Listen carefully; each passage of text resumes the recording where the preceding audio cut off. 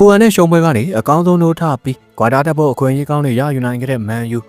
ပြည်သူများလုံးမင်္ဂလာပါခင်ဗျာမန်ယူတင်ကဆိုစီတန်နဲ့ကစားခဲ့ရတဲ့ယူရိုပါလိဆက်ကြောက်တင်းဆင့်ရှုံးထွက်ပွဲတွေမှာအဝေးကွင်းမှာကစားခဲ့ရပေမဲ့ခြေသွမ်းမိုင်းအနေနဲ့လောက်အသာစီးကနေကစားနိုင်ခဲ့ပါတယ်။ဇာစီရဲ့ပွင့်ကုန်းနဲ့ဦးဆောင်နိုင်ခဲ့ပေမဲ့ပနတီကနေတဆင့်ခြေပါကူပြန်ပေးလာရတာကြောင့်ဒါတကောစီတေးနဲ့ပွဲပြီးဆုံးသွားခဲ့ရတာဖြစ်ပါတယ်။ပုံမှန်တိုင်းဆိုရင်တော့အင်မော်ရီယာမန်ယူတင်ဟာဒုတိယကြောက်ကိုအိမ်ကွင်းမှာကစားရမှာဖြစ်လို့အခွင့်အရေးကပိုတာနေရတော့အမှန်ပါပဲ။ဒါပေမဲ့လက်ရှိမန်ယူတင်ရဲ့ခြေသွမ်းကအချိန်မီထားပေါက်တက်တာကြောင့်အပြေအဝယုံကြည်ထားလို့မရပြန်သေးတာလေးဖြစ်ပါတယ်။တကယ်လို့ဒုတိယကြောဖြစ်တဲ့ Old Trafford မှာသာအနိုင်ရရှိခဲ့မယ်ဆိုရင်တော့မန်ယူတင်က2021ခုနှစ်နောက်ပိုင်းဥရောပပြိုင်ပွဲရဲ့ Quarter Final စစ်ကိုပထမဆုံးချိန်ပြန်လည်တက်ရောက်နိုင်တော့မှာလည်းဖြစ်ပါတယ်။ဒီပွဲနဲ့ပတ်သက်လို့မမရရပြောစရာဖြစ်ခဲ့ရတဲ့အချက်လေးတွေကိုထုံးစံတိုင်းကောက်နှုတ်တင်ဆက်ပေးရမယ်ဆိုရင်နံပါတ်1ရန်ရန်နေပါလုံးနေတာကြောင့်ရွေးချယ်ဖို့အခက်ကြုံနေရတဲ့ Emory San Sebastian ကိုခရီးထွက်ဖို့လုပ်တဲ့အချိန်မှာမန်ယူတင်ကကစားသမား18ဦးထိပဲလူစင်းထဲမှာထည့်သွင်းထားနိုင်ခဲ့ပါတယ်။ UEFA စီမင်းစည်းကမ်းတွေရအရန်ကုန်ပေါ်မှာကစားသမား12ဦးပွဲတော်ကစားသမား17ဦးစုစုပေါင်း23ဦးထိလူစင်းမှာထည့်ထားခွင့်ရှိပေမဲ့မန်ယူတင်မှာကရွေးချယ်စရာကစားသမားနေပါလုံးနေခဲ့တာပါ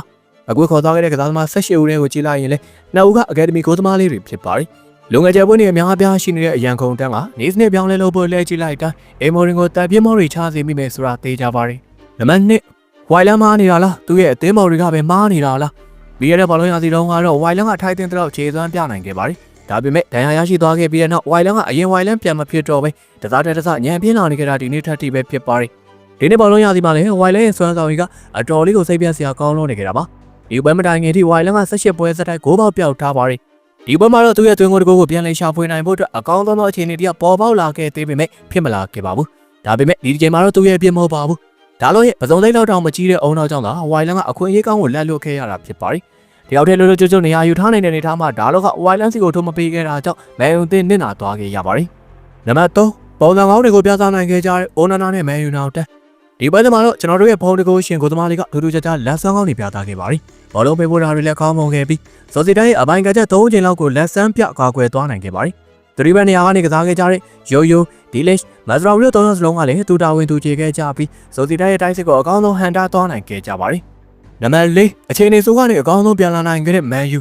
စောစီတက်ကိုတေချခဲ့တာတစ်ခုတည်းနဲ့ဂုံယူနေစရာလားလို့ပြောရင်လည်းပြန်လေခြေပါစရာစကားမရှိပါဘူး။မန်ယူကဒီပွဲမတိုင်ခင်မှာဖိုရန်ကိုရှုံးနေပြီး FA ဗလာကနေထွက်ခဲ့ရပါတယ်။ဒီလိုဗလာရှုံးပွဲကအသေးစိတ်တစ်ပိုင်းကိုရိမ့်သွားစေတတ်ပါတယ်။ဒါပေမဲ့မန်ယူတင်ကဒီချိန်တွေကိုအကောင်းဆုံးကင်တွင်နိုင်ခဲ့ကြပါတယ်။အခုဆိုရင်ဆိုစီတက်ကိုတေချခဲ့ပြီးတဲ့နောက်ဒုတိယကြောက်ကိုအိမ်ကွင်းမှာကစားရမှာဖြစ်လို့မန်ယူတက်တော့အခွင့်အရေးပိုတာခဲ့ရသလိုယူရိုပါလိကိုပဲကစားပြီးချိန်ထိရှုံးပွဲလုံးဝမရှိတဲ့တသင်းနဲ့တော့အသင်းဖြစ်နေလဲရက်တည်နေပါတယ်။အဆုံးလေးကြည့်ရှုပေးတဲ့အတွက်အားလုံးကိုကျေးဇူးတင်ပါတယ်။ဘောလုံးသတင်းတွေကိုနေ့စဉ်ကြည့်ရှုနိုင်ဖို့ကျွန်တော်တို့ရဲ့ Daily Sport Page လေးကို Like and Follow လေးတွေပြုလုပ်ပေးကြပါဦး။